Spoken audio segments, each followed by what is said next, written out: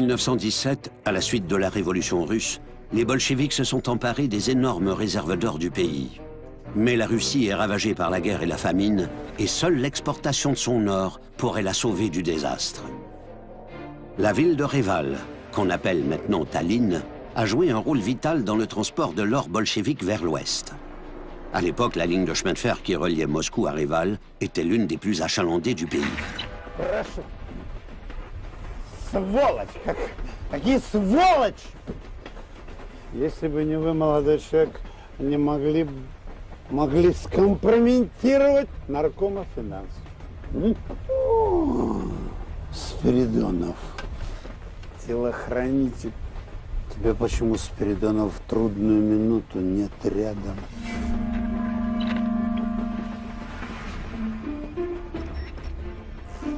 В дворнике отдам, ей-богу. Сидор Иванович, вы же сами меня с ресторации выгнали. Вот, молодой человек, типичный пролетариус Серма. Простите, как вас? Лукас Барановский. Здравствуйте. Венгр, что ли? Австриец. Ну, слава богу. То кругом одни венгры, китайцы. Интернационал. Русская революция называется. Вина подай! Вина! Прошу, прошу. À l'époque, on surnomme Isidore Goukovski le comptable de la Révolution. En 1917, il est nommé ministre des Finances, et 2 ans plus tard, il devient le représentant commercial soviétique en Estonie. À Reval, il est renommé pour son activité commerciale énergique et son amour immodéré de la vie nocturne. О, извините, беспорядок, дипломатический курьез. Сюда не пускают уборщиков. Вот. Позволите? Милости прошу. Ох, кстати, полюбопытствуйте. Это из Парижа. У меня же где-то была бутылочка Деламейн. Спасибо, но меня больше занимают авантюрные романы. Романы, говорите? Скажем, «Этюд в багровых тонах» сэра Конан Дойля. Ну и что же в нем занимательного? Убийца написан фаталистом. Одна пилюля, которую он дает жертве, отравлена, а вторая безвредна.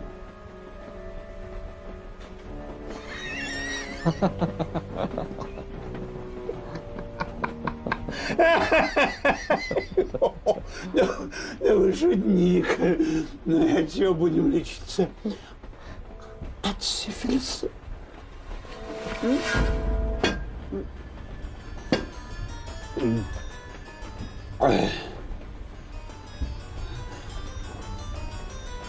Это что?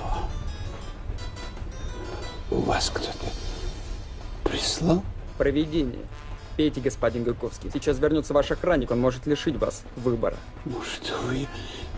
Я сказал, пейте, так у вас есть шанс. Я сейчас... Я сейчас...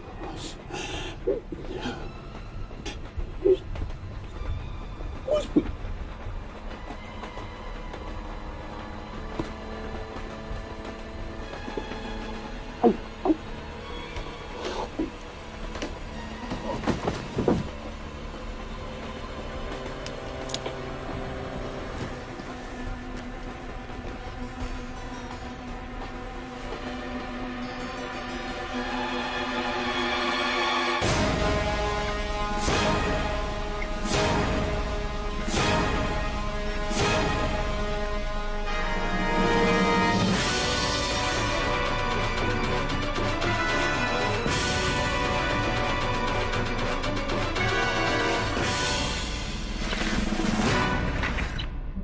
À une époque où la Russie nourrit son peuple à grand-peine, les bolcheviks comprennent que pour relancer l'économie du pays, ils allaient devoir en piller les ressources, en commençant par ses réserves d'or, qu'elles proviennent de la famille impériale, de l'Église ou même du peuple. Reval devient le carrefour des échanges avec les acheteurs occidentaux. Mais le transport de l'or est mal organisé et il attire rapidement l'attention des criminels et des opportunistes. Par conséquent, l'Estonie devient un véritable foyer d'activités commerciales et financières illégales.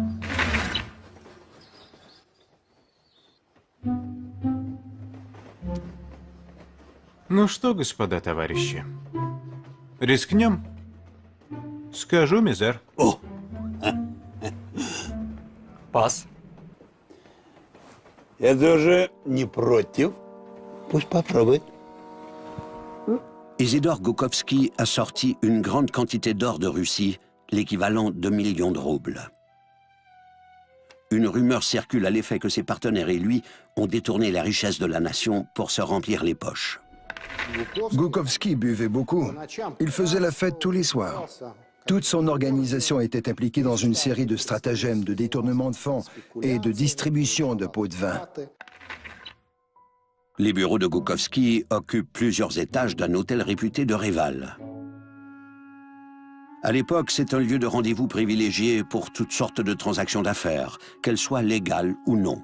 Après la tombée de la nuit, l'endroit se transforme en bordel. Il n'est pas surprenant que Goukovski, en tant que représentant commercial soviétique en Estonie, reçoive un pourcentage non négligeable des profits de la contrebande, qu'elle soit importée ou exportée. À cette époque, Reval est le seul lien des soviétiques avec le reste de l'Europe. Grâce à des tuyaux anonymes, les officiels du gouvernement y font des inspections fréquentes. Mais Goukovski réussit toujours à s'en tirer sans problème. Ses nombreux voyages à Moscou, où il rend visite à ses protecteurs du comité central, le protègent d'une trop grande visibilité. Ну, если коллега сыграет, то нам, товарищ нарком, придется расписать пульку. У наркома деньги есть. 40% со всей ревельской контрабанды. Не правда ли? Исидор Эммануилович. Откроемся. Пусть сделает ход. Хорошо. Ложимся. Образования у тебя нет, Маевский. У нас в Ревеле контрабанды нет. У нас открываются иностранные концессии. Что, хотел одной раздачей пульку закрыть? Parfois, l'or quitte le pays dans le cadre d'une transaction commerciale légitime. Mais en cours de route, il bifurque vers une destination inconnue. Seuls quelques officiels haut placés sont au courant. Cet or sert à récompenser ceux qui ont aidé les bolcheviks à s'emparer du pays. Très peu de gens étaient dans le secret. Ceux qui étaient arrivés dans le wagon plombé avec Lénine, mais d'autres aussi arrivaient plus tard. Staline n'en faisait pas partie, car il n'avait jamais quitté la Russie. Même si Staline est un collaborateur de longue date de Lénine, il ignore l'existence des comptes étrangers du parti. En 1921, Staline n'est encore qu'un des minuscules rouages d'une gigantesque mécanique. À l'époque, il n'a pas de bureau personnel. Il exécute de vulgaires tâches administratives pour le comité central, mais déjà, c'est un féroce adversaire de la corruption. À part Lénine et Trotsky, un seul homme a la moindre connaissance des finances du parti à l'étranger. Grigori Zinoviev. De fait, Zinoviev occupe le 3e rang parmi les autorités politiques du pays. Потерял что, Коба?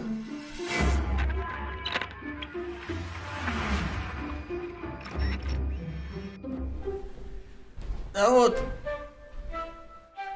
пуговица закатилась куда-то, никак найти не могу. А, новый френч. Говорят, тебе теща купила на съездах выступать. Виват аллилуйя. Кто много говорит, тот часто ошибается.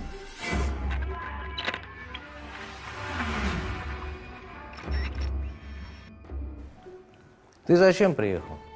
А я не к тебе, я к старику. Ильича врачи в Подмосковье отправили. А ключи, значит, от кабинета он тебе оставил. Приютили немножко.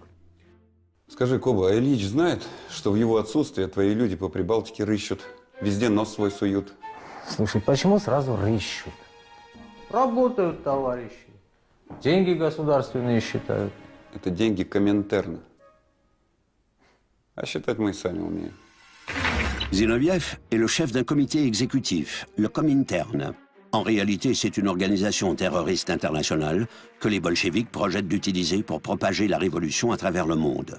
Entre autres choses, le Comintern finance les activités des partis communistes à l'étranger. C'est la réalité. Les activités de financement du Socintern, l'Internationale socialiste et du Comintern ont vraiment eu lieu. Beaucoup d'autres organisations internationales ont pris part à la promotion de l'idéal communiste partout dans le monde. Elles propageaient l'illusion que c'était non seulement possible, mais réalisable dans un délai raisonnable. À l'époque, on dépensait beaucoup d'argent pour appuyer le Comintern et les partis communistes alliés. Les activités du Comintern ne se limitent pas qu'à l'agitation politique. Le gouvernement soviétique est également prêt à soudoyer directement certains politiciens européens et américains.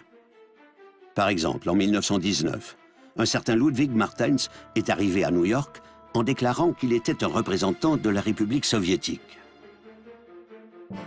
Il expédie rapidement une lettre au département d'État des États-Unis indiquant qu'il va déposer une somme de 200 millions de dollars dans les banques américaines pour le compte de la Nouvelle République. Ce montant devait signaler le début de nouvelles relations économiques entre les deux pays.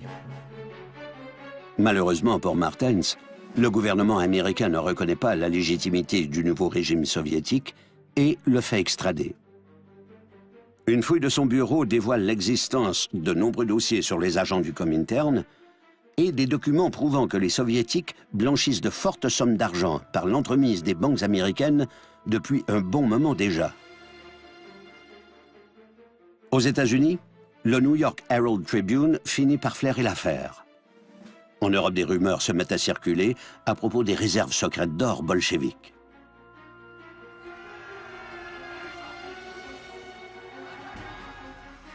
Malgré ces dépenses faramineuses, les résultats des activités du Comintern sont négligeables. Les mouvements révolutionnaires en Europe sont en perte de vitesse. Pour raviver la flamme de la révolution internationale, les soviétiques doivent dépenser des sommes d'argent de plus en plus importantes. Cet argent était gaspillé en pots de vin et autres dépenses inutiles. Cet état de choses était dû au fait que la bureaucratie du parti et de l'État fonctionnait en vase clos, en dehors de tout contrôle. Sans le contrôle d'une hiérarchie supérieure, la corruption devient inévitable. À l'époque, il est très difficile de contrôler les activités du Comintern de Zinoviev. Le seul organisme qui exerce le moindre contrôle financier est celui de l'inspection ouvrière et paysanne, le Rabkrin, dirigé par le jeune Joseph Staline. Grigori, дорогой, ты большой политик. Я простой администратор. Теорию понимаю плохо. Намеки твои тоже. Ох, Коба, артист. Это же от твоих ревизоров Исидор Гуковский бегает. В Москву собрался. Помощи искать. И ведь найдет, Коба. Может, найдет. Может, не найдет. Знаешь, Григорий, говорят, кто много бегает, быстро устает. Ну-ну. Знаешь что, Коба, ты пуговицу сыщи сначала. Сыщу, дорогой. Из-под земли достану. La rumeur prétend qu'Isidore Goukovski note toutes ses transactions financières dans un carnet. Les données secrètes de la mission commerciale de Rival fourniraient un outil précieux à Staline dans sa lutte pour le pouvoir. Позвольте, коллега, я ему паровозик устроил небольшой с прицепом. Я бы на вашем месте, Исидор Иммануилович, тему паровозов с прицепами не особо педалировал. Живо предание. Простите, что? Как? Вы не слышали? Да что вы. Такой скандал случился. Исидор Иммануилович через свои концессии для советских крестьян вместо стальных целый эшелон жестяных кос поставил. Товарищи, это международный поезд. Давайте без эксцессов. В соседнем вагоне едут делегаты Коминтерна. Вот. А для дипломатов товарищ Гуковский другой сюрприз приготовил. Сейчас в Европе его друзья-товарищи вместо шерстяных костюмов бумажные скупают. Там у них в таких покойников хоронят. А у нас дипломаты ходить будут. Ах ты, сучий Поттер. Я в рабочей партии! Пусти, 98-го! казнократ! Ты меня чувствуешь ошибки свои! Спокойно, Звернович. Спокойно, господа. Игра окончена. Провокаторы! Мерзавцы! Le statut enviable de Goukovski lui attire des ennemis. En prévenant les autorités, il provoque les inspections financières qui ont lieu à Reval. Mais Isidore Goukovski connaît le jeu de la bureaucratie mieux que quiconque. Il est très rusé et il n'a aucun mal à déjouer les inspections.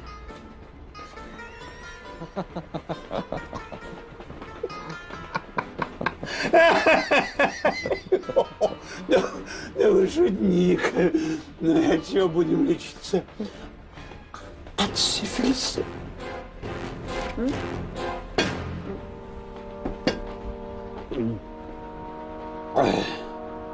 Пейте, так у вас есть шанс. Я сейчас. Я сейчас. Господи.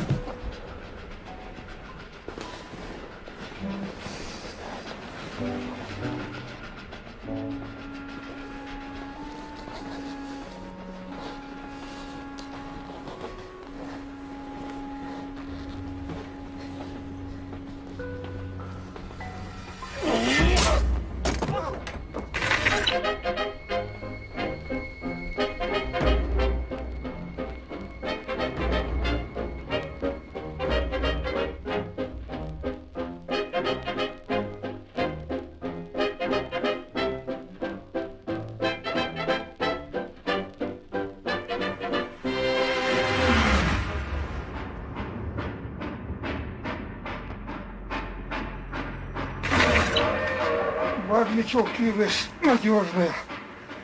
Чистый шелк. Рвешь. Быстро очухался, контра. Сади его в кресло.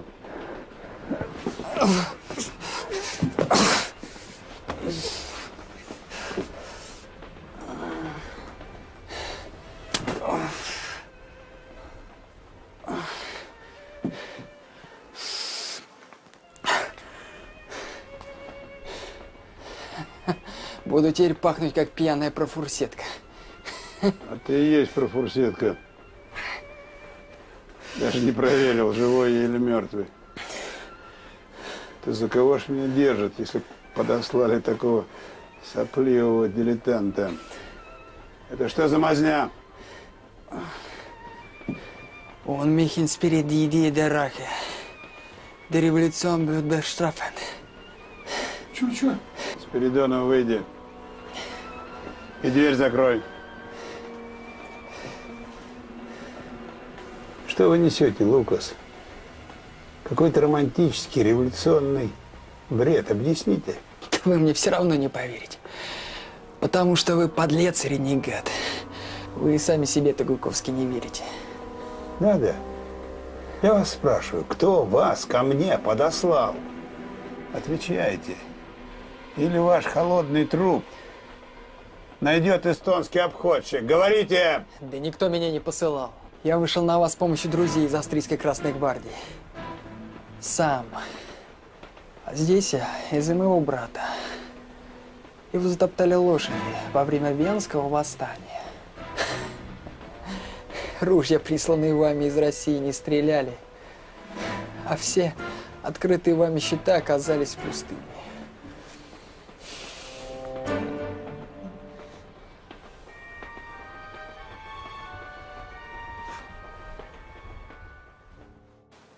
À Reval, les transactions commerciales menées par Goukovski servent souvent à camoufler le financement des activités terroristes du Comintern.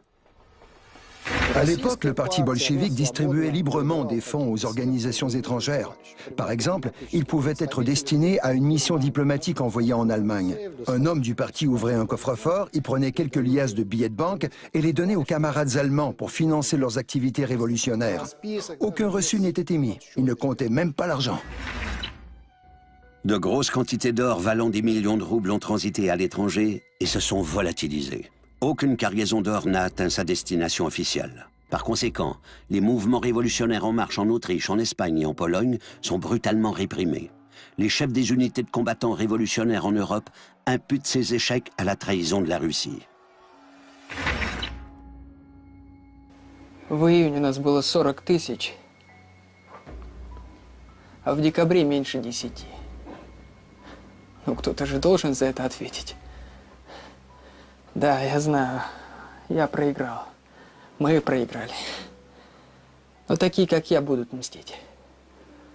Будут. Вы хорошо говорите по-русски.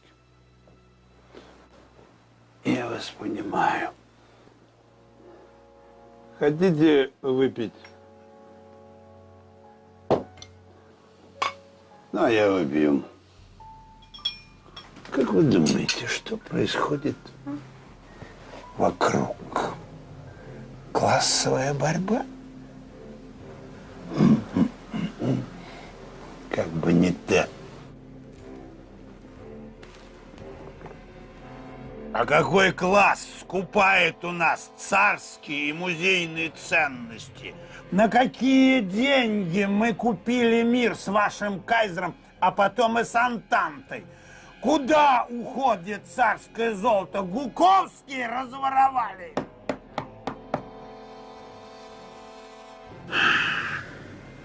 Сказка для таких сопляков, как вы.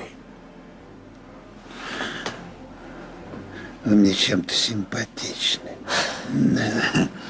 Наверное, своей наивностью. Я бы вас даже развязал. Но ведь вы меня на голубом глазу того, да? Точно. Ces énormes transferts internationaux d'argent et d'objets précieux ne peuvent pas passer éternellement sous le radar de l'Europe et des États-Unis. Les capitaux soviétiques sont souvent derrière des actes de fraude internationale d'une ampleur inimaginable. Une des plus grandes arnaques de l'époque, l'affaire des engins à vapeur, a coûté le quart des réserves d'or du pays aux bolcheviks. Une énorme cargaison de machines à vapeur, c'était la première, j'ai oublié combien il y en a eu exactement, a été expédiée de Suède vers la Russie. Et c'était à une époque où la Russie était complètement paralysée.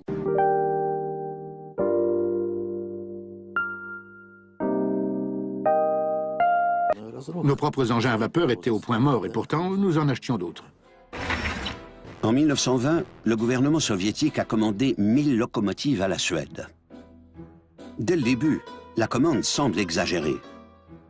Le fournisseur possède une petite manufacture à peine capable de sortir 40 locomotives par an, alors qu'une usine russe voisine pourrait en produire plus de 200 durant la même période de temps. De plus, les autorités soviétiques versent d'avance une grosse somme d'argent pour défrayer la modernisation de l'usine suédoise et elles s'engagent à attendre aussi longtemps qu'il le faudra. Ce marché coûte au gouvernement un stock d'or d'une valeur de 200 millions de roubles. Chose incroyable à une époque où le pays entier est menacé de famine.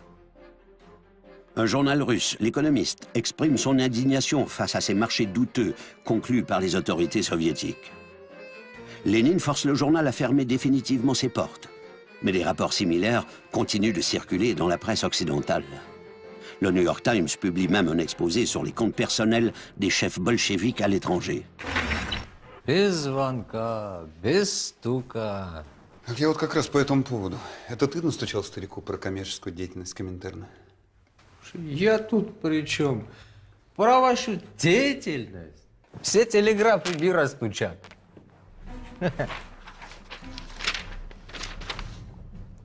Тайные счета большевиков? Знаешь, на Кавказе говорят, крупный дождь долго не идет. А ты что, Нью-Йорк Таймс не читаешь? Не, жена вот приносит распечатки из секретариата. Ну, посидеть, новости обсудить, поговорить. Ты же понимаешь, Григорий, молодой республике надо зарабатывать международный авторитет. Теперь многие кучерявые головы полетят. Так, а при чем здесь эти счета? Здесь и Ленин, и все, и вообще это на черный день. Сядь! Joseph Staline est un adversaire féroce de Zinoviev, mais aussi de son protecteur, Léon Trotsky. L'envoi de capitaux en Occident sous prétexte de financer les partis communistes étrangers nuit manifestement à l'économie du pays. Tandis que des hommes comme Goukovski s'approprient l'or du tsar, la Russie se rapproche dangereusement de l'effondrement économique. L'industrie est au point mort et la population souffre de plus en plus de la famine. Il n'y avait presque rien à manger. Le gouvernement n'y pouvait pas grand-chose. Il ne pouvait même pas assurer la livraison de denrées à Petrograd. Là-bas, ils ont manqué de pain pendant 4 jours. Vous imaginez la réaction aujourd'hui si Moscou était privé de pain pendant 4 jours?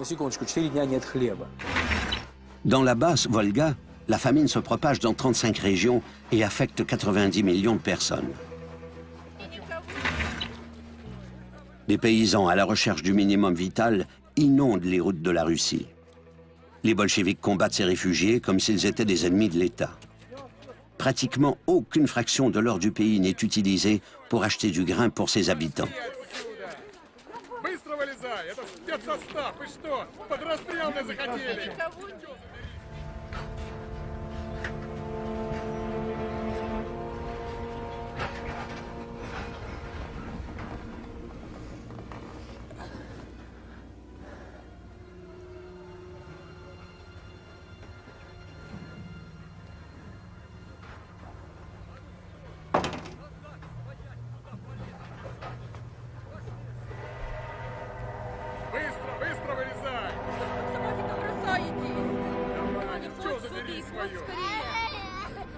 Куда полезли, мешочники? Пошли отсюда! Дед, это какой город? Так на вроде что Ямбур, сынок. Россия, значит, да? Еще один шаг назад. Россия, Беремышна. Россия. Можешь помочь, что? Да не надо, я сам как-нибудь. Ну что встал, ты иди. Ну, сам так сам. Гляди. А ты, австрияк, куда собрался?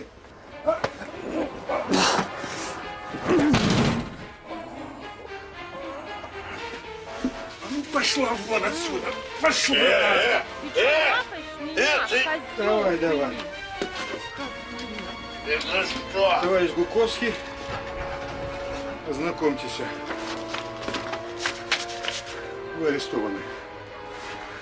Ты что, Спиридонов, белины объелся? А ничего мы не объелись. Поступило предписание ВЧК, а после границы сразу вас арестовать. Дзержинского подпись видели? Ничего не вижу, у меня что-то с глазами. Ты можешь мне по-человечески объяснить? А вам в Москве обоим все объяснят.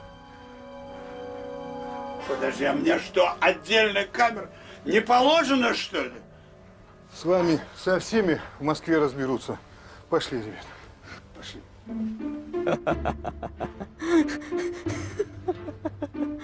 Исидор Эммануилович, ну развяжите уж меня наконец. Я вас честно убивать больше не буду. Ваш публичный позор меня вполне устроил. Ну, развяжите. Развяжите. Des informations transmises à la presse occidentale ont mené à l'arrestation de Goukovski. Depuis longtemps, les membres corrompus du Comintern et leur entourage de nouveaux riches soviétiques sont sous la surveillance de Félix Dzerzhinsky, le directeur de la commission extraordinaire pour la sécurité de l'État. Les informations concernant des individus haut placés comme Goukovski intéressent particulièrement Staline. Le GPU, la direction politique d'État, et son service international s'occupaient aussi du côté financier. Ils ont donc demandé pourquoi le Comintern expédiait cet argent hors du pays dans le cadre de ses activités courantes. Арестованных служащих здесь неплохо кормят. Относительно свежая пресса есть. Опять пишут о тайных счетах большевиков. Ну вот откуда у них такая информация, а? Вы-то свою бухгалтерию, наверное, надежно спрятали. Али как? Да перестаньте меня бояться. Я ожидал слов. Я вас не боюсь. Неужели вы думаете, что мне позволят доехать до Москвы? Ого! У меня что, есть конкуренты? Да, с моим арестом у вас конкурентов поприбавилось. Сударь, вы не слишком ли себя переоцениваете? Нет, не слишком. Вы слышали о краже золота в Гохране? Как же, громкое дело. Оценщика на днях расстреляли. Оценщика расстреляли. Хотите, расскажу, как это происходит? Путь долгий, рассказывайте, развлекайте. 2 раза в неделю охранники обнаруживали часть золота, аккуратно упакованную в ящики. А на утро это золото исчезало. Как вы думаете, расстрелянный оценщик мог так нагло воровать? Ну а кто еще? Кто? Диет и кто? Les craintes de Goukovski sont loin d'être injustifiées. Il possède des informations qui pourraient compromettre la carrière et même la survie de plusieurs personnages influents. La rumeur veut que les dossiers secrets de Goukovski contiennent les détails de toutes ses activités financières, et cela fait de lui une cible de choix.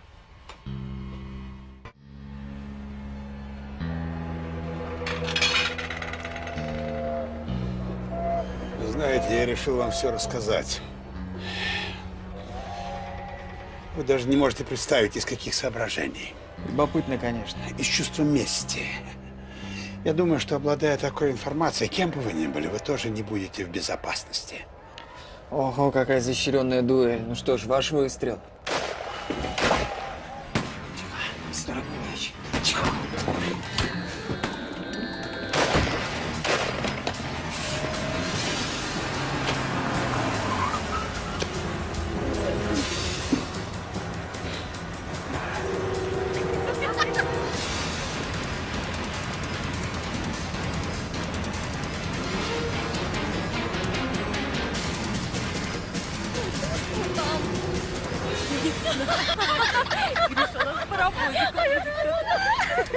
Буковский, я знаю, что вы сейчас подглядываете.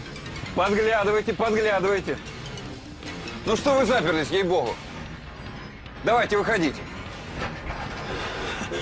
Вас с вами отцепляют, молодой человек. Вы понимаете, что это значит? Ну что, рассказывать дальше? Вам все еще любопытно? Теперь особенно. Ну так вот.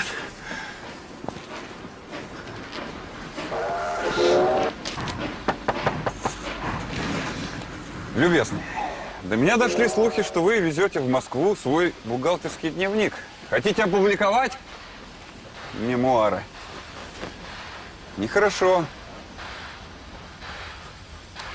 Нехорошо так поступать с друзьями. Вы что думаете, революция штыками делается? План гениально прост. Берется какая-нибудь страна, которую не жалко, как говорил Маркс. Там устраивается нужный режим. И потом эта страна грабится подчистую. А если все вычистить из этой страны, включая содержимое карманов граждан, что получится? Гадость выйдет. Вот точно гадость. Вы как боец Коминтерна.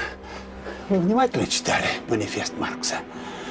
Там эта гадость предельно ясно изложена. И вот эта идея, вот эта гадость замечательно прижилась в России. Послушайте, Исидор Эммануилович, родной вы мой. Сдавайтесь, а? Ну, ей-богу. При чем здесь Кохран, Коминтерн? Вы здесь при чем?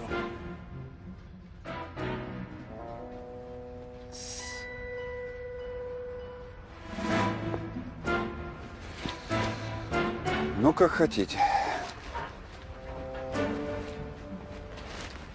Выпускай Льюиса. Давай, доставай пулемет из машины. Чего? Девочки, сейчас будет немножечко громко. Салют!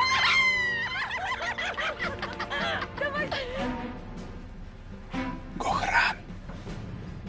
Это золото. Золото. Коминтерн, чтобы покупать влиятельных друзей за границей. Ну, а я вывозил эти деньги из России тайно за границу через Ревель. Одним словом, гегемоны делят территорию. Еще один гегемон. Вот он вам объяснит все предельно ясно, гораздо популярнее, чем я.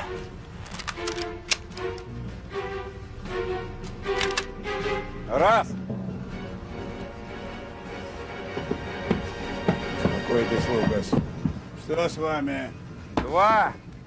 Берегите нервы, я иду сдаваться. У этих немецких поездов есть одна особенность. Аварийный люк на случай пожара. Есть! Три.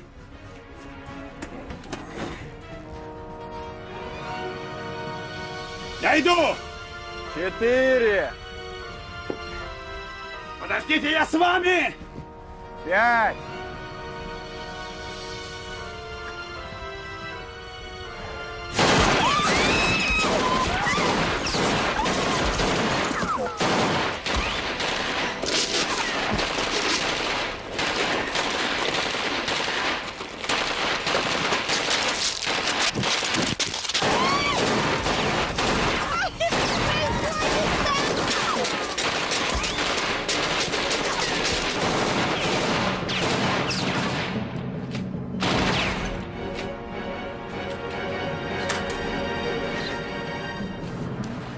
Что с трупами будем делать?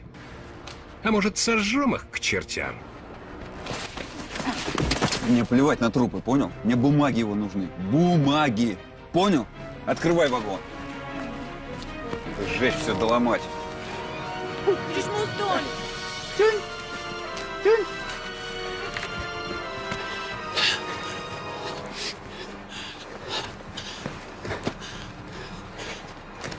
Подожди! Подожди, давай отдохнем. Я больше не могу. Сейчас отдохнем.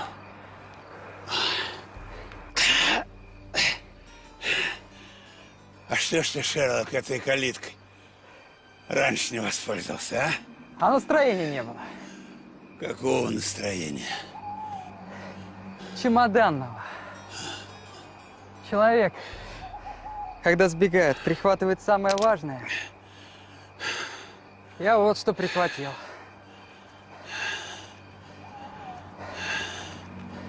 А вы что?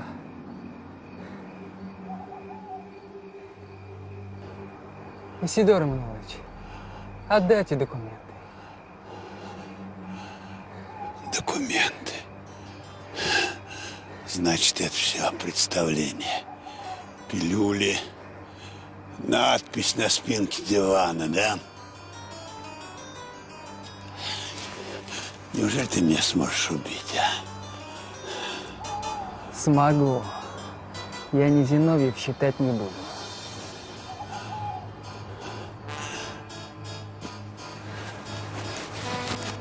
Это все, что тебе надо, Брановский. Значит, оцепленный вагон, стрельба тоже спектакль. Это вы мне льстите. Это сюрпризы фортуны. Австрийский пролетарий, пепел класса, стучит в мое сердце. Брат, ты вор, только ты мелкий воришка. Про брата я сказал правду. Он и есть мой интернационал.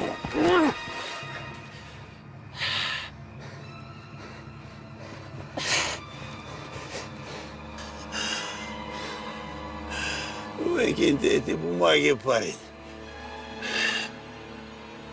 Этой грязью правда не добудешь. Всем только будет хуже. А в первую очередь тебе. Ты про ларец Пандоры слышал? Я пришлю за вами.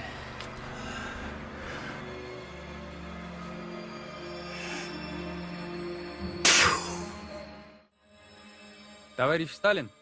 Ваше поручение выполнено. Финансовый дневник торгпреда Гуковского. На стол положи. Взяли его? Где ты и сказал? И на метр в сторону не отошел. Сидел и ждал. Ты тоже присаживайся. Закуривай, не стесняйся.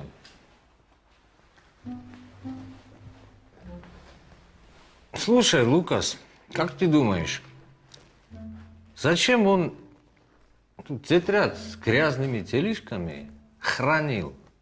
Сжег бы к черту и все? Я думаю, для подстраховки. Ерунду говоришь. Хотя думаешь красиво. Гуковский нам помочь хотел, Россию обустроить. Лукас, а ты Россию любишь? Это я тебя, как грузин, латыша спрашиваю. Я австриец.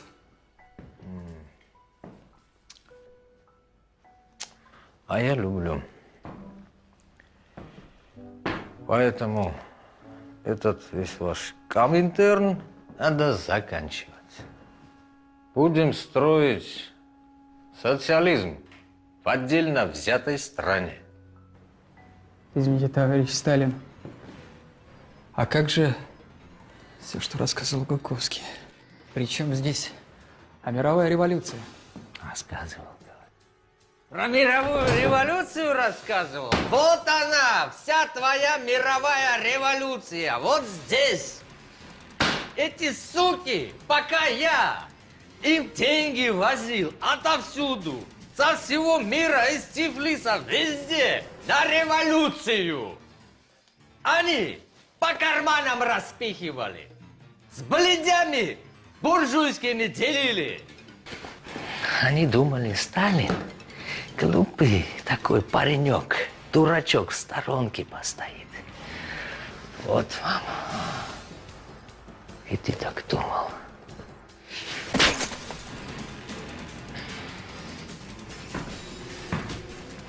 Ничего.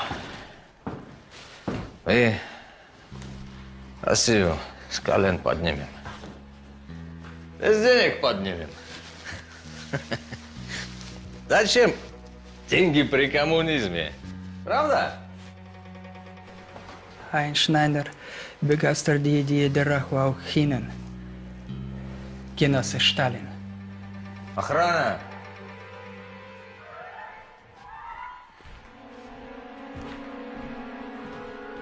Заберите этого шпиона.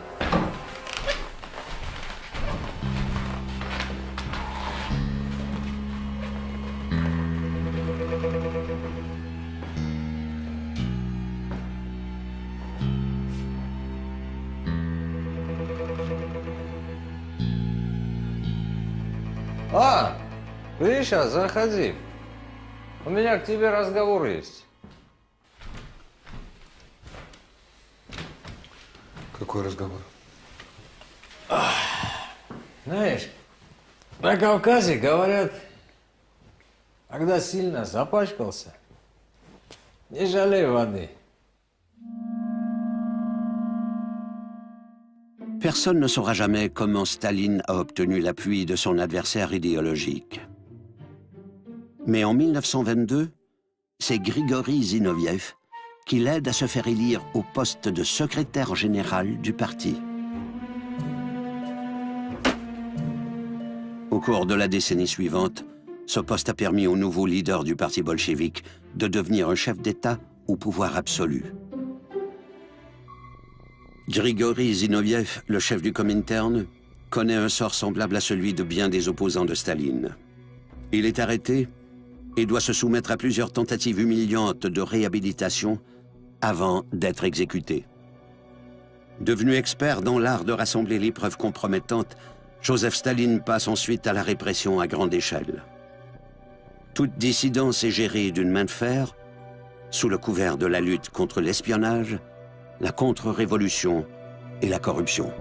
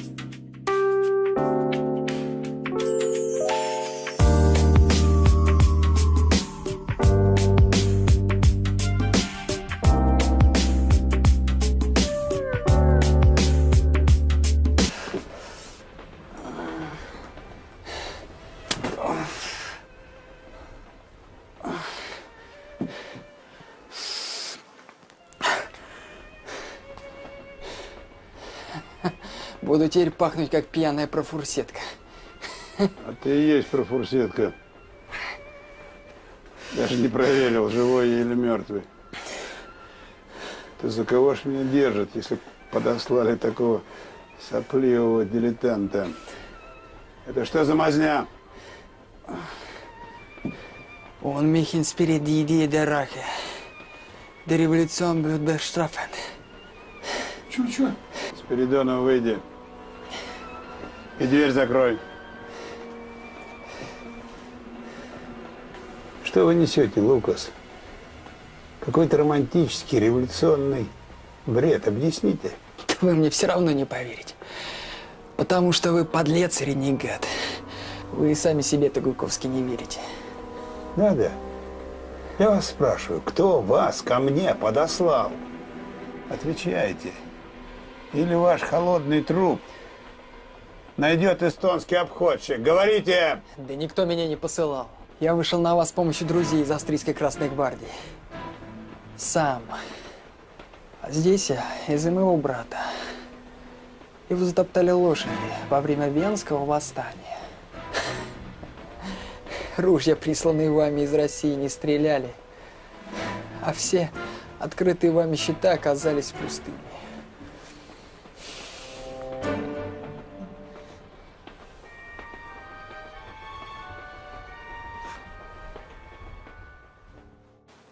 À Reval, les transactions commerciales menées par Goukovski servent souvent à camoufler le financement des activités terroristes du Comintern.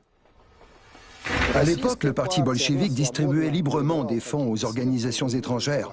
Par exemple, ils pouvaient être destinés à une mission diplomatique envoyée en Allemagne. Un homme du parti ouvrait un coffre-fort, y prenait quelques liasses de billets de banque et les donnait aux camarades allemands pour financer leurs activités révolutionnaires. Aucun reçu n'était émis. Ils ne comptaient même pas l'argent. De grosses quantités d'or valant des millions de roubles ont transité à l'étranger et se sont volatilisées. Aucune cargaison d'or n'a atteint sa destination officielle. Par conséquent, les mouvements révolutionnaires en marche en Autriche, en Espagne et en Pologne sont brutalement réprimés. Les chefs des unités de combattants révolutionnaires en Europe imputent ces échecs à la trahison de la Russie. В июне у нас было 40 000, а в декабре меньше 10. Ну, кто-то же должен за это ответить. Да.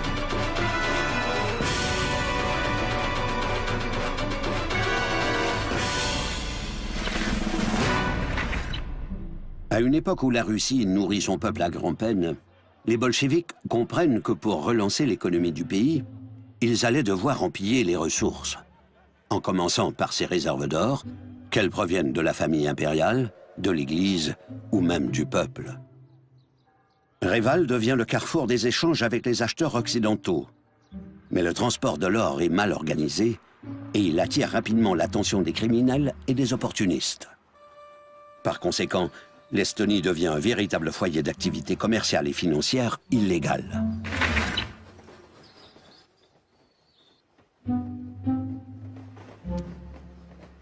Ну что, господа товарищи, рискнем? Скажу, мизер. О! Пас. Я тоже не против. Пусть попробует. Isidore Goukovski a sorti une grande quantité d'or de Russie, l'équivalent de millions de roubles. Une rumeur circule à l'effet que ses partenaires et lui ont détourné la richesse de la nation pour se remplir les poches. Goukovski buvait beaucoup. Il faisait la fête tous les soirs.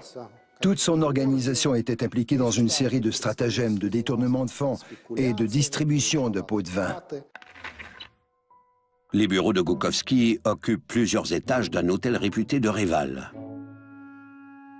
À l'époque, c'est un lieu de rendez-vous privilégié pour toutes sortes de transactions d'affaires, qu'elles soient légales ou non.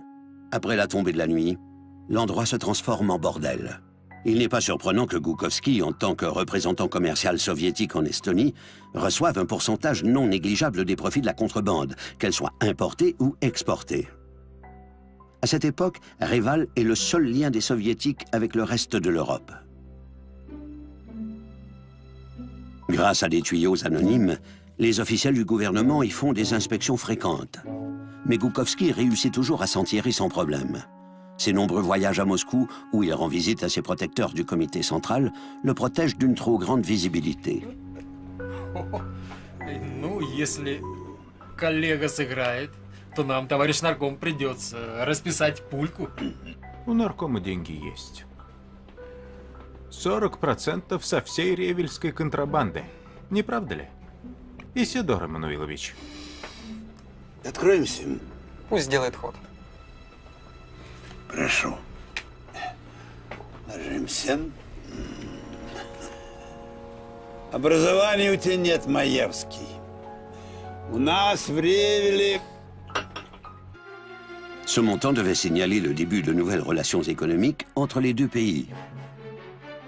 Malheureusement pour Martens, le gouvernement américain ne reconnaît pas la légitimité du nouveau régime soviétique et le fait extrader. Une fouille de son bureau dévoile l'existence de nombreux dossiers sur les agents du Comintern et des documents prouvant que les soviétiques blanchissent de fortes sommes d'argent par l'entremise des banques américaines depuis un bon moment déjà. Aux États-Unis, le New York Herald Tribune finit par flairer l'affaire.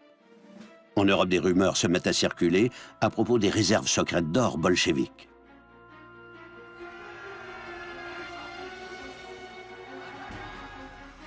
Malgré ces dépenses faramineuses, les résultats des activités du Comintern sont négligeables. Les mouvements révolutionnaires en Europe sont en perte de vitesse. Pour raviver la flamme de la révolution internationale, les soviétiques doivent dépenser des sommes d'argent de plus en plus importantes. Cet argent était gaspillé en pots de vin et autres dépenses inutiles. Cet état de choses était dû au fait que la bureaucratie du parti et de l'État fonctionnait en vase clos, en dehors de tout contrôle. Sans le contrôle d'une hiérarchie supérieure, la corruption devient inévitable. À l'époque, il est très difficile de contrôler les activités du Comintern de Zinoviev. Le seul organisme qui exerce le moindre contrôle financier est celui de l'inspection ouvrière et paysanne, le Rabkrin, dirigé par le jeune Joseph Staline. Григорий, дорогой, ты большой политик. Я простой администратор. Теорию понимаю плохо. Намеки твои тоже. Ох, Коба, артист. Это же от твоих ревизоров Исидор Гуковский бегает. В Москву собрался. Помощи искать. И ведь найдет, Коба. Может, найдет. Может, не найдет. Знаешь, Григорий, говорят, кто много бегает, быстро устает. Ну-ну. Знаешь что, Коба, ты пуговицу сыщи сначала. Сыщу, дорогой. Из-под земли достану. La rumeur prétend qu'Isidore Goukovski note toutes ses transactions financières dans un carnet. Les données secrètes de la mission commerciale de Reval fourniraient un outil précieux à Staline dans sa lutte pour le pouvoir. Позвольте, коллега, я ему паровозик устрою небольшой с прицепом. Я бы на вашем месте, Исидор Иммануилович, тему... Нехорошо. Нехорошо так поступать с друзьями. Вы что думаете, революция штыками делается? План гениально прост. Берется какая-нибудь страна, которую не жалко, как говорил Маркс. Там устраивается нужный режим. И потом эта страна грабится. Грабится подчистую. А если все вычистить из этой страны, включая содержимое карманов граждан, что получится? Гадость выйдет. Вот точно гадость. Вы, как боец Коминтерна, вы внимательно читали манифест Маркса? Там эта гадость предельно ясно изложена. И вот эта идея, вот эта гадость замечательно прижилась в России. Послушайте, Исидор Иммануилович, родной вы мой, сдавайтесь, а? Ну, ей-богу. При чем здесь Кохран, Коминтерн? Вы здесь при чем?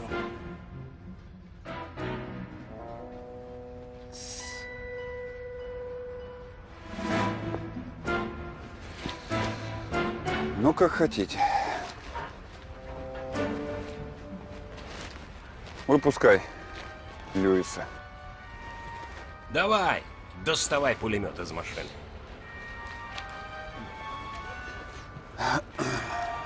Чего? Девочки, сейчас будет немножечко громко. Салют!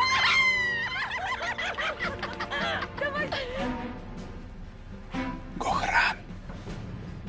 Это золото. Золото. Коминтерн, чтобы покупать влиятельных друзей за границей. Ну, а я вывозил эти деньги из России тайно за границу через Ревель. Одним словом, гегемоны делят территорию. Еще один гегемон. Вот он вам объяснит все предельно ясно, гораздо популярнее, чем я.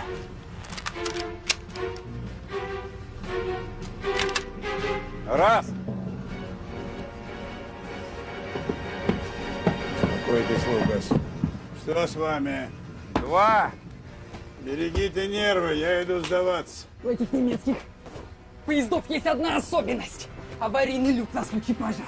Есть! Три.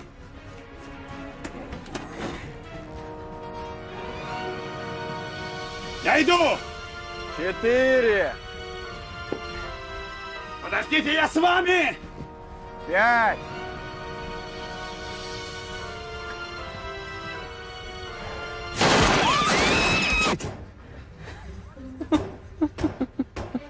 Des informations transmises à la presse occidentale ont mené à l'arrestation de Goukovski. Depuis longtemps, les membres corrompus du Komintern et leur entourage de nouveaux riches soviétiques sont sous la surveillance de Félix Dzerzhinsky, le directeur de la commission extraordinaire pour la sécurité de l'État. Les informations concernant des individus haut placés comme Goukovski intéressent particulièrement Staline. Le GPU, la direction politique d'État, et son service international s'occupaient aussi du côté financier. Ils ont donc demandé pourquoi le Komintern expédiait cet argent hors du pays dans le cadre de ses activités courantes. Арестованных служащих здесь неплохо кормят. И относительно свежая пресса есть. Опять пишут о тайных счетах большевиков. Ну вот откуда у них такая информация, а? Вы-то свою бухгалтерию, наверное, надежно спрятали. Али как? Да перестаньте меня бояться. Я ожидал слов. Я вас не боюсь. Неужели вы думаете, что мне позволят доехать до Москвы? Ого! У меня что, есть конкуренты? Да, с моим арестом у вас конкурентов поприбавилось. Сударь, вы не слишком ли себя переоцениваете? Нет, не слишком. Вы слышали о краже золота в Гохране? Как же, громкое дело. Оценщика на днях расстреляли. Оценщика расстреляли. Хотите, расскажу, как это происходит? Путь долгий, рассказывайте, развлекайте. 2 раза в неделю охранники обнаруживали часть золота, аккуратно упакованную в ящики. А на утро это золото исчезало. Как вы думаете, расстрелянный оценщик мог так нагло воровать? Ну а кто еще? Кто? Диет кто? Les craintes de Goukovski sont loin d'être injustifiées. Il possède des informations qui pourraient compromettre la carrière et même la survie de plusieurs personnages influents. La rumeur veut que les dossiers secrets de Goukovski contiennent les détails de toutes ses activités financières, et cela fait de lui une cible de choix.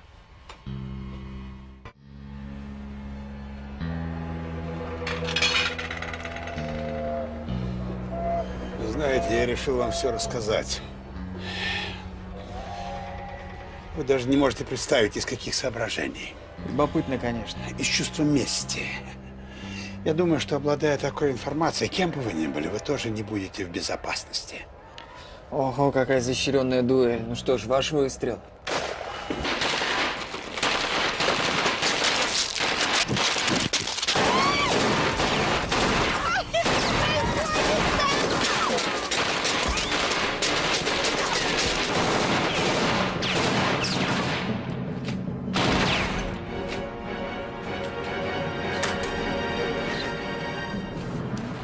Что с трупами будем делать?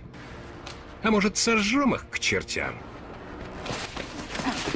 Мне плевать на трупы, понял? Мне бумаги его нужны. Бумаги! Понял? Открывай вагон. Сжечь все, доломать.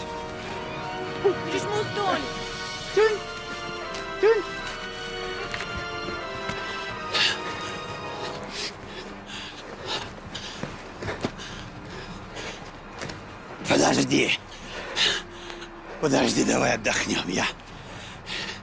Я больше не могу. Сейчас отдохнем.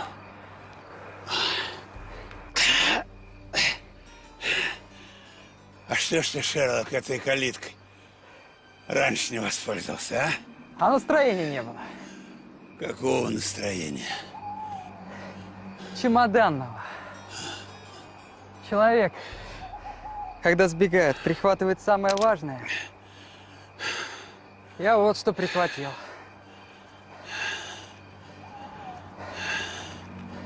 А вы что?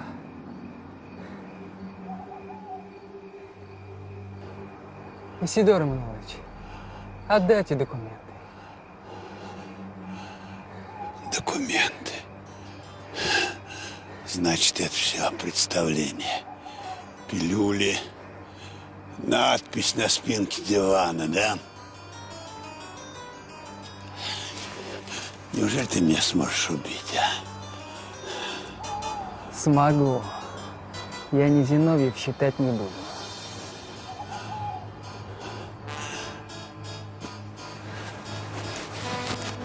Это все, что тебе надо, Брановский. Значит, оцепленный вагон, стрельба тоже спектакль. Это вы мне льстите. Это сюрпризы фортуны. Австрийский пролетарий, пепел класса, стучит в мое сердце. Брат, ты вор, только ты мелкий воришка. Про брата я сказал правду. Он и есть мой интернационал.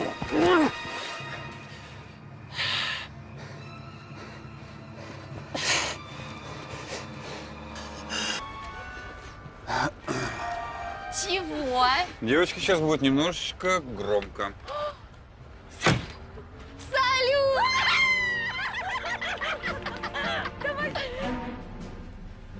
Гохран, это золото. Золото. Коминтерн, чтобы покупать влиятельных друзей за границей. Ну, а я вывозил эти деньги из России тайно за границу через Ревель. Одним словом, гегемоны делят территорию. Еще один гегемон. Вот он вам объяснит все предельно ясно, гораздо популярнее, чем я.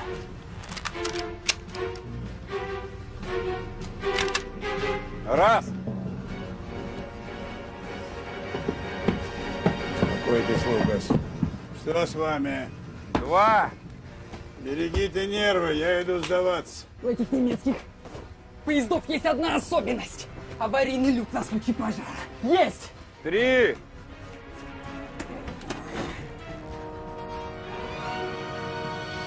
Я иду! 4. Подождите, я с вами! 5.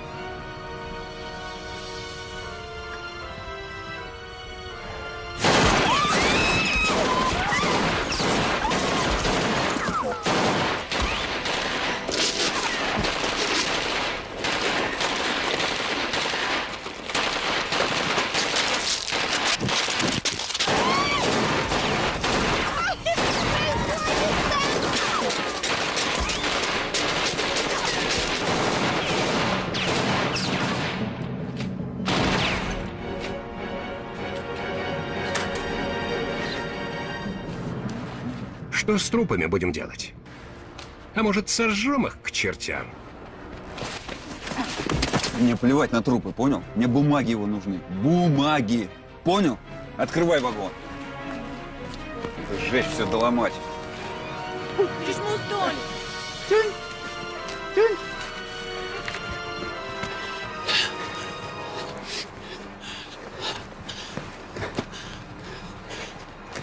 Подожди.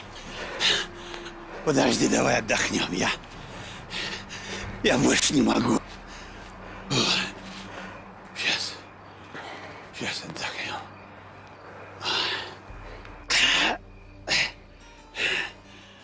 А что ж ты, Шерлок, этой калиткой раньше не воспользовался, а? Région et affecte 90 millions de personnes. Les paysans à la recherche du minimum vital inondent les routes de la Russie. Les bolcheviks combattent ces réfugiés comme s'ils étaient des ennemis de l'État. Pratiquement aucune fraction de l'or du pays n'est utilisée pour acheter du grain pour ses habitants. Быстро вылезай! Это спецсостав! Вы что, под расстрел не захотели? Быстро вылезай!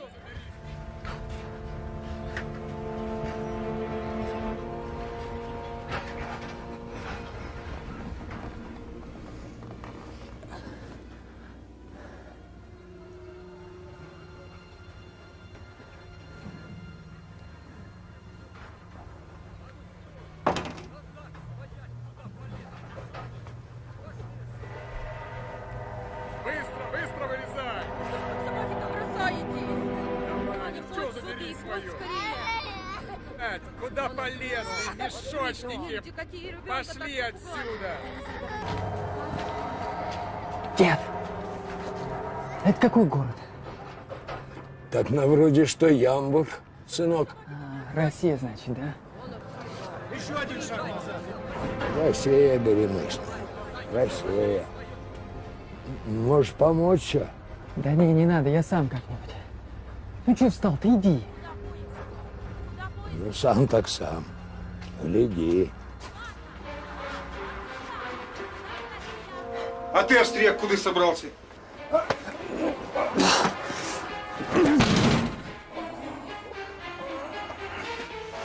Ну, пошла вон отсюда! Пошла! Давай. Это что? Товарищ Гуковский, ознакомьтесь. Вы арестованы. Ты что, Спиридонов, белины объелся? А ничему не объелись. Поступило предписание ВЧК, а после границы сразу вас арестовать. Дзержинского подпись видели? Ничего не вижу, у меня что-то с глазами. Ты можешь мне по-человечески объяснить? А вам в Москве обоим все объяснят. Подожди, а мне что, отдельная камера не положено, что ли? С вами со всеми в Москве разберутся. Пошли, ребят. Пошли.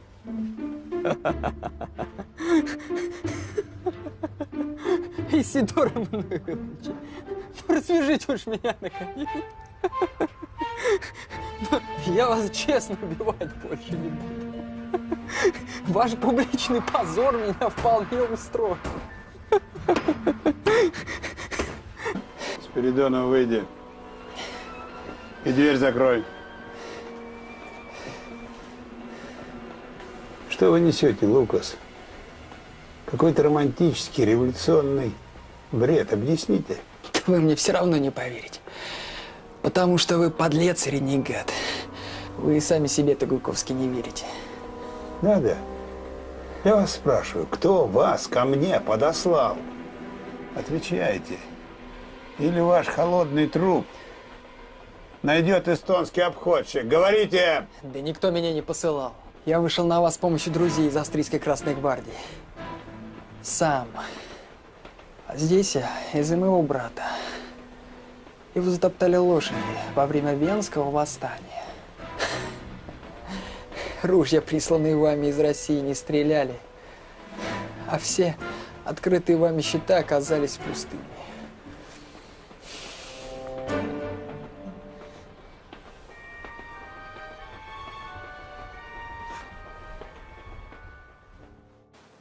À Reval, les transactions commerciales menées par Goukovski servent souvent à camoufler le financement des activités terroristes du Comintern.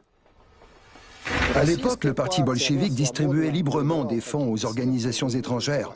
Par exemple, ils pouvaient être destinés à une mission diplomatique envoyée en Allemagne. Un homme du parti ouvrait un coffre-fort, y prenait quelques liasses de billets de banque et les donnait aux camarades allemands pour financer leurs activités révolutionnaires. Aucun reçu n'était émis. Ils ne comptaient même pas l'argent. De grosses quantités d'or valant des millions de roubles ont transité à l'étranger et se sont volatilisées. Aucune cargaison d'or n'a atteint sa destination officielle. Par conséquent, les mouvements révolutionnaires en marche en Autriche, en Espagne et en Pologne sont brutalement réprimés. Les chefs des unités de combattants révolutionnaires en Europe imputent ces échecs à la trahison de la Russie. В июне у нас было 40 000, а в декабре меньше 10. Ну, кто-то же должен за это ответить. Да, я знаю, я проиграл. Мы проиграли. Но такие, как я, будут мстить. Будут. Вы хорошо говорите по-русски. Я вас понимаю. Хотите выпить? Ну, а я выпью. Как вы думаете, что происходит вокруг? Классовая борьба? Как бы не так.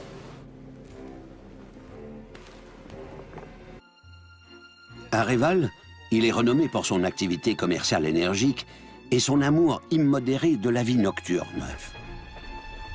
О, извините, беспорядок. Дипломатический курьез. Сюда не пускают уборщика. Вот. Позволите? Милости прошу. Ох, кстати, полюбопытствуйте. Это из Парижа. У меня же где-то была бутылочка Деламейн. Спасибо, но меня больше занимают авантюрные романы. Романы, говорите? Скажем, этюд в багровых тонах сэра Конан Дойля. Ну и что же в нем занимательного? Убийца написан фаталистом. Одна пилюля, которую он дает жертве, отравлена, а вторая безвредна.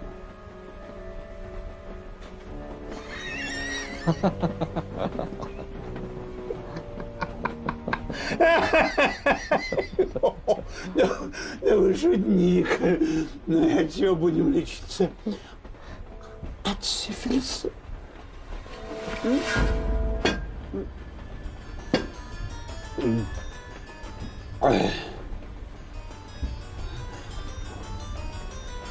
Это что?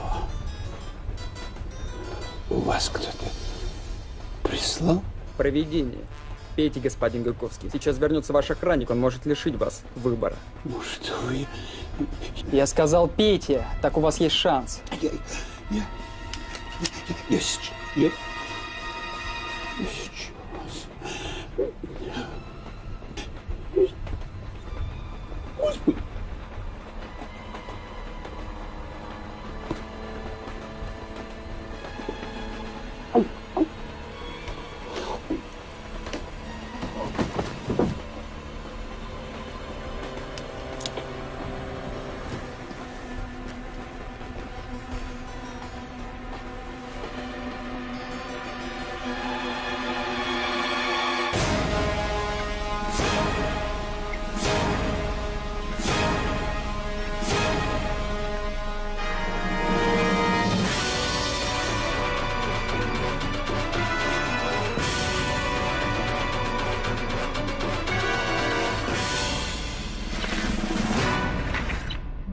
À une époque où la Russie nourrit son peuple à grand-peine, les bolcheviks comprennent que pour relancer l'économie du pays, ils allaient devoir en piller les ressources, en commençant par ses réserves d'or, qu'elles proviennent de la famille impériale, de l'Église ou même du peuple. Reval devient le carrefour des échanges. Ты Россию любишь? Это я тебя, как грузин, латыша спрашиваю. Я австриец.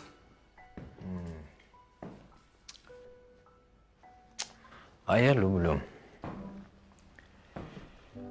Поэтому этот весь ваш Коминтерн надо заканчивать. Будем строить социализм в отдельно взятой стране. Извините, товарищ Сталин.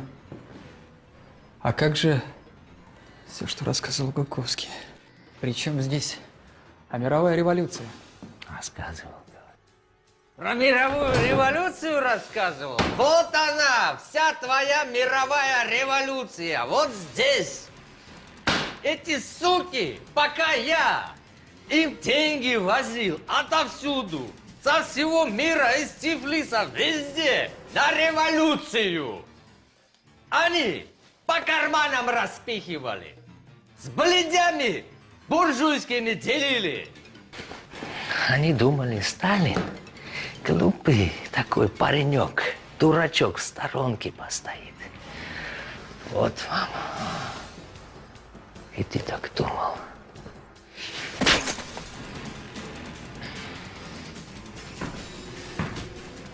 Ничего. Мы Россию с колен поднимем. Без денег поднимем. Зачем деньги при коммунизме? Правда? Ein Schneider begeistert die Idee der Rache auch Ihnen, Genosse Stalin. Охрана!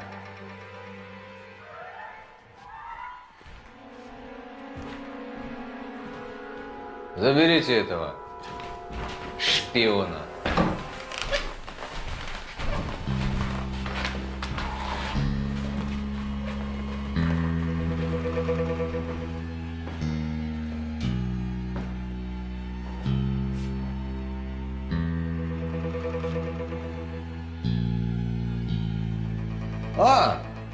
Гриша, заходи. У меня к тебе разговор есть. Какой разговор? Знаешь, на Кавказе говорят, когда сильно запачкался, не жалей воды. Personne ne saura jamais comment Staline a obtenu l'appui de son adversaire idéologique.